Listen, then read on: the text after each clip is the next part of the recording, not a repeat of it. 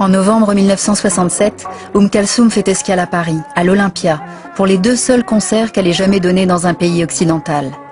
Conscient de la force symbolique de ce personnage, le général de Gaulle lui fait parvenir un télégramme chaleureux. « J'ai ressenti dans votre voix les vibrations de mon cœur et du cœur de tous les Français. » Lorsque, 8 jours avant, elle est descendue de l'avion au Bourget, et ça s'est su comme une traînée de poudre dans Paris et la banlieue, et à ce moment-là, tout d'un coup, devant l'Olympia, pendant 2 jours, il y a eu une queue de 200 mètres de gens qui venaient, qui étaient prêts à payer n'importe quel tarif. On a eu des gens les plus extraordinaires, puisqu'il y avait un prince de l'Arabie Saoudite qui s'est déplacé en avion, il y a eu des charters qui venaient du Maroc, enfin c'était la folie pure. Et quand les 2 spectacles ont eu lieu, eh bien, les 2 spectacles étaient archi de respect à l'égard de cet artiste. Le rideau s'ouvre. Elle est assise dans sa robe verte, au milieu de 25 musiciens, tous en smoking. Et dans la salle, c'est un rugissement. Et tous, ils lui parlent. Ils lui disent « Habibi, Habibi ». Mais qu'est-ce que ça veut dire, Habibi? Elle dit « Je t'aime, je t'aime ». C'est vraiment un acte d'amour entre un public, mais vraiment à un niveau hors du commun, et une personnalité qui reçoit ces applaudissements, ces marques d'amour, avec une dignité. Elle reste calme, posée, le visage ne bouge pas. Elle chante 3 chansons, ça a duré jusqu'à 3 heures du matin. Vous pouvez imaginer, ce sont vraiment des choses extrêmement importantes qui ont marqué ma vie. Et je pense que les années peuvent passer et ce souvenir-là ne va pas s'effacer de sitôt.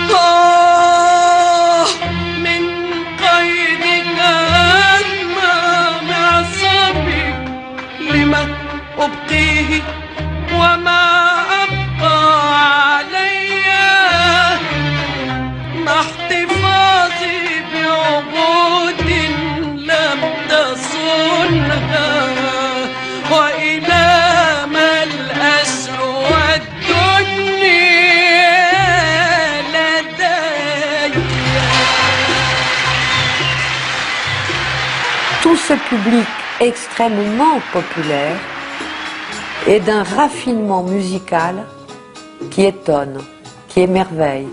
Et c'est vrai que tant qu'on n'est pas rentré dans cette salle de spectacle, je crois qu'on ne peut pas avoir une idée de ce que peut être le monde islamique. Chaleureux, intelligent, subtil, poète, émotif, les gens pleurent. Les gens rient quand elle a une variation étonnante ou intelligente. Les gens rient, applaudissent, ils sont entièrement dans la musique. C'est la plus étonnante soirée à laquelle il m'a été donné d'assister. C'est incroyable la chance que j'ai eue d'avoir pu assister à ces 3 jours de concert. C'est une chose qui m'a marquée pour la vie. Là, une fois qu'on a vu ça, je crois qu'on a tout vu. Et tout le reste, après, ça sera moins bien. Ça sera bien, ça sera moins bien.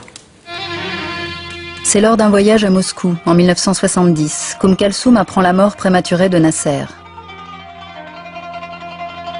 Porté par la foule, le Reich égyptien laisse tout un peuple orphelin.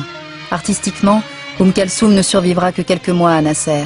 Sa voix décline peu à peu et s'éteint en janvier 1973, date de son dernier concert. لست أنساك وقد أريتني بفم عذب المنادات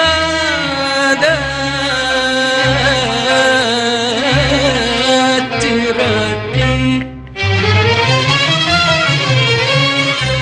ويد تمتد نحو